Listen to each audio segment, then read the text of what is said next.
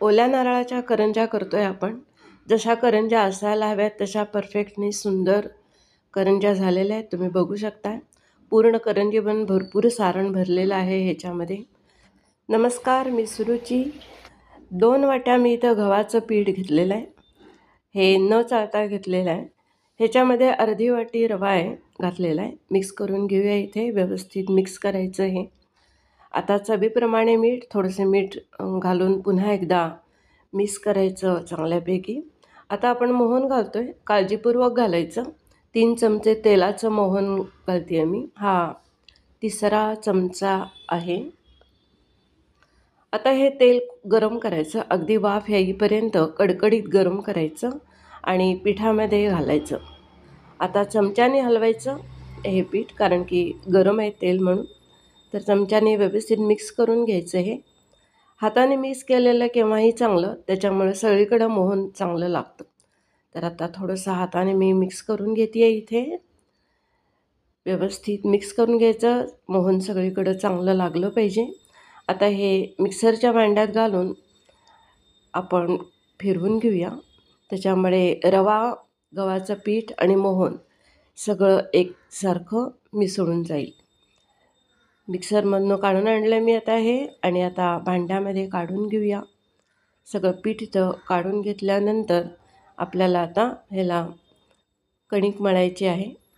तर थोडं थोडं पाणी घालत कणिक भिजवायची. माझ्या हातात जी वाटी दिसते ना, ती 1 वाटी आणि वरती थोडं पाणी, असं टोटल एवढं पाणी लागलं ह्याला.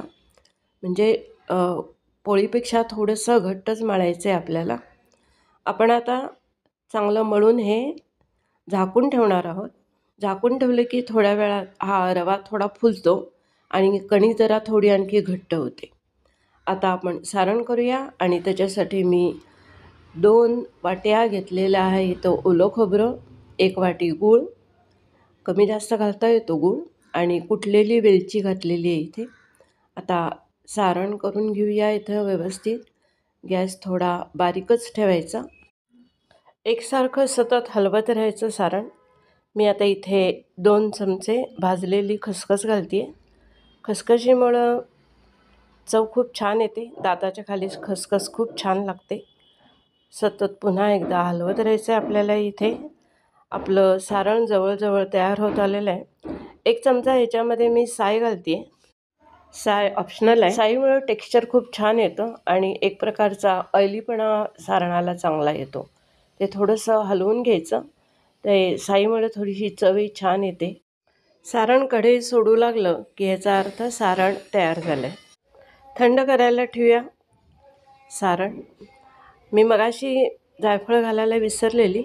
आता 1 पाव जायफळ ह्याच्यामध्ये किसून घालायचं. जायफळाचा वास खूप सुंदर येतो. तर आता हे आपलं सारण पूर्ण तयार झालेलं आहे. आता आपण इथे कणिक मळून घेऊया. व्यवस्थित कणिक मळून घ्यायची. मगाच्यापेक्षा थोडी घट्ट झाली आहे बघा ही आता कणिक. आता आपल्याला ह्याचे 4 गोळे तयार करण्यासाठी मध्यभागी कापायचं, म्हणजे एकसारखे 4 काप तयार होतात ह्याचे, आणि मग गोळेसुद्धा एकसारख्या आकाराचे होतात. 4 गोळे तयार झाले त्याचे. आपण 4 गोळे तयार करून घेऊया. मोठे मोठे करायचे, कारण की आपल्याला याची मोठी पोळी लाटायची आहे आणि मग आपल्याला कटरने त्याच्या पुऱ्या करायच्या. हे पहा 4 गोळे तयार झालेले आहेत. मी खाली थोडंसं पीठ घातलेलं आहे इथे, आणि त्याच्यावरती आता मी इथे पोळी लाटते आहे. पोळी फार जाड किंवा फार पातळ नाही करायची, मीडियम साईजमध्येच ठेवायची. नेहमीच्या पोळीपेक्षा थोडीशीच जाड असायला पाहिजे. पोळी जर फारच पातळ झाली तर करंज्या आहेत त्या फार कटकटीत होतात, आणि जाड झाली तर त्या चिवट होतात. त्याच्यामुळे काळजीपूर्वक मीडियम साईजमध्ये ठेवायची ही पोळी. कटर घेतला आहे मी, आणि त्याच्यात मी पुऱ्या करते आहे. एका पोळीच्या 5 पुऱ्या तयार झाल्या इथे. हे पहा 5 पुऱ्या इथे तयार झालेल्या आहेत. सारण भरूया याच्यामध्ये. भरपूर प्रमाणात सारण भरायचं, म्हणजे खाताना सुद्धा दाताखाली सारण आलं पाहिजे. मध्यभागी थोडंसं ओढून घ्यायचं हे सारण, मध्यभागी असायला हवं. आता बंद करताना पहा अंगठ्याने सारण आत दाबायचं, आणि ह्याच्या कडा बोटाने चांगल्या दाबून घ्यायच्या. हे पहा, दोन्ही अंगठ्यांनी मी सारण आत दाबलं आहे आणि साईड अगदी कडेने मी खूप दाबून दाबून ठेवले. करंजी कटरनी छान शेप द्यायचा ह्याला. हे पहा, सुंदर करंजी आपली तयार झाली. इथे 10 करंज्या इथे दिसत आहेत. आता आपण ह्या तळूया.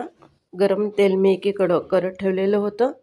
आता मी ह्याच्यामध्ये 5 करंज्या घालते. करंज्या तळतानासुद्धा काळजीपूर्वक करायच्या, कारण की ह्या गव्हाच्या करंज्या आहे, फार ब्राऊन करायच्या नाही त्या. जशी आपण पुरी फुगली की उलटी पालटी करतो आणि लगेच काढतो, ती तशी कच्ची राहतच नाही, तसंच आहे करंजीचं. ही थोडंसं हलका ब्राऊन रंग आला, पांढरट ब्राऊन म्हटलं तरीसुद्धा चालेल, लगेच ह्या काढायच्या. सगळ्या करंज्या तयार झाल्यात. इथे मी थोडीशी पुन्हा एकदा एखादी उघडून दाखवते आहे. पूर्ण सारण भरलेली ही सुंदर करंजी नक्की ट्राय करा फ्रेंड्स. गणेश चतुर्थीसाठी बिन उकडीचे मोदक करूया.